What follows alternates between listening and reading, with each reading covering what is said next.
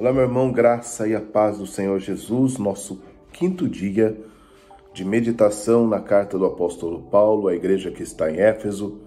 E hoje nós, no capítulo 5, meditaremos um pouco mais. O apóstolo Paulo, no capítulo 5, ele começa dizendo: sede, pois, imitadores de Deus como seus filhos. Como um filho imita a conduta de um pai, como o filho copia a conduta dos seus pais, nós devemos, como filhos de Deus, copiar as condutas do Senhor. Quais são as condutas do Senhor, pastor? As condutas do Senhor estão implícitas no andar de Jesus, estão implícitas nos mandamentos da Escritura Sagrada. A conduta de um filho de Deus nesta terra são as prerrogativas que vão do versículo 3 até o versículo de número 21, que ele vai nos alertar para que nós deixemos de praticar toda espécie de contrariedade à santificação. Nós vivemos um processo de santificação no nosso dia a dia. Ninguém vira santo da noite para o dia.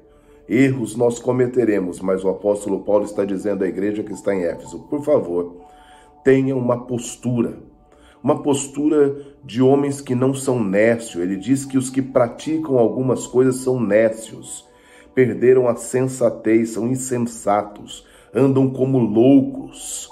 Mas ele está dizendo aqui que nós, os filhos de Deus, precisamos ter uma conduta diferente.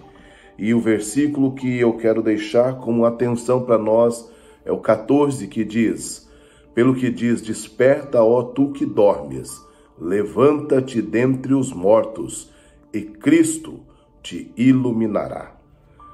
Queridos, às vezes nós estamos mortos para os nossos pecados, como o próprio apóstolo Paulo vai dizer que todos pecaram e destituídos estão da graça de Deus.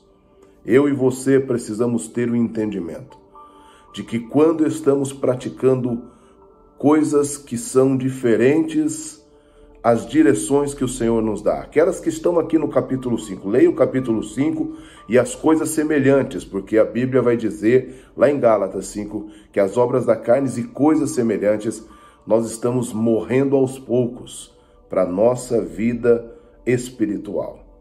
Mas quando nós nos despertamos, diz a Bíblia que Cristo nos iluminará e nos dará um caminho diferente. E é interessante que logo depois deste alerta, deste chamado a acordarmos para vivermos uma vida digna de sermos chamados cristãos, de sermos chamados crentes, de sermos chamados participantes de uma igreja, porque não adianta nada estar numa igreja e ter uma vida que pratica tudo que não é concernente às coisas do Senhor. Ele ainda vai dizer aqui: cuidado, porque Deus, ele vai tratar as coisas com justiça. Ele vai dizer que Deus, essas inconveniências, ele traz a ira sobre os filhos da desobediência. Versículo 6 diz: não se engane, Deus traz a ira. Se nós encontramos a palavra, sabemos o que temos que fazer e não fazemos, nós somos o quê? Desobedientes. Cuidado, a ira de Deus pode alcançar um desobediente. Versículo de número 22 até o versículo de número 33, ele vai falar sobre o meu relacionamento com a minha esposa. Ele vai falar do relacionamento da minha esposa comigo. Ele vai falar sobre submissão. Submissão não é sujeição. Tem muito marido que acha que a mulher tem que estar sujeita. Não, ela está debaixo, estar embaixo de uma mesma missão, que é a missão que Deus deu ao marido, e juntos construíram um lar feliz. Ele vai dizer que a mulher precisa ser prudente na sua conduta, mas ele vai dizer para você e para mim, marido, que nós devemos amar as nossas esposas como Cristo amou a igreja, a ponto de entregar a sua vida por ela. Eu e você temos esta responsabilidade. Temos a responsabilidade de cuidar das nossas esposas, a fim de entregarmos essa esposa ao Senhor, diante dele como a igreja que ele tem nos entregado.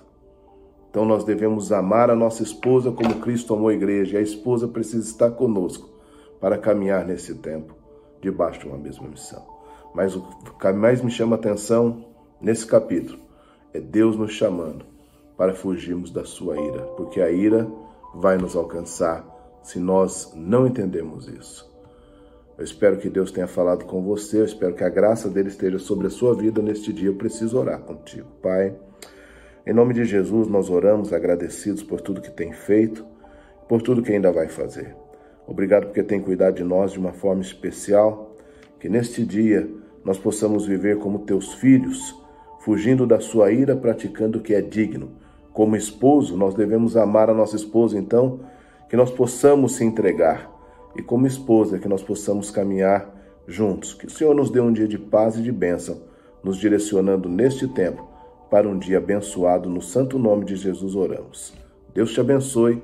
Que bom que você está aí pesado, mas é palavra de salvação. Seja um farol, compartilhe com alguém. Deus te abençoe e amanhã chegamos para o nosso último dia de meditação. Beijo no seu coração, graça e paz do Senhor Jesus.